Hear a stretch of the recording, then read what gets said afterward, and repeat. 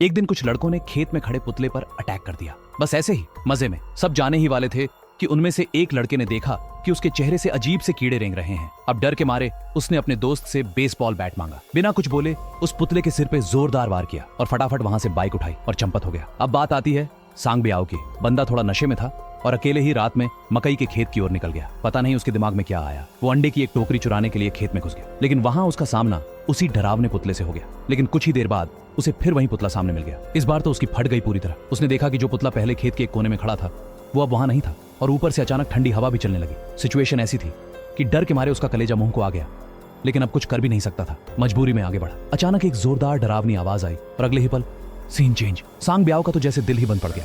वो वहीं बेहोश हो गया। पर कहानी यहीं खत्म नहीं होती। थोड़ी देर में होश आया तो भागने की कोशिश की, लेकिन पुतला पीछे पीछे आई गया। फिर जैसे ही भागते हुए गिरा उसका पैर गोबर कांटे से टकरा गया। अब लगा था कि यही रात उसकी आखिरी है, लेकिन उसने हिम्मत दिखाते हुए वही गोबर कांटा उठाया। अब ट्विस्ट आया। पुतले ने वो कांटा उसे छीन लिया और सीधा उसे घोंप दिया। लेकिन अजीब बात यह हुई कि न खून निकला न चीख पुकार, बल्कि उसकी बॉडी से भूसा उगने लगा। सांग ब्याओ किसी तरह वहां से भागा, लेकिन अब बहुत देर हो चुकी थी। तभी उसके मुंह से भूसे का पूरा बंडल निकल गया और उसका चेहरा मिनटों में बदल गया। उसकी स्किन भी भूसे से फटने लगी और फिर रात से सुबह हो गई। अगली सुबह दो लड़के खेत ले आए तो देखा कि सांग ब्याओ अब इंसान नहीं, एक नया पुतला बन चुका था, उसी खेत में खामोश खड़ा।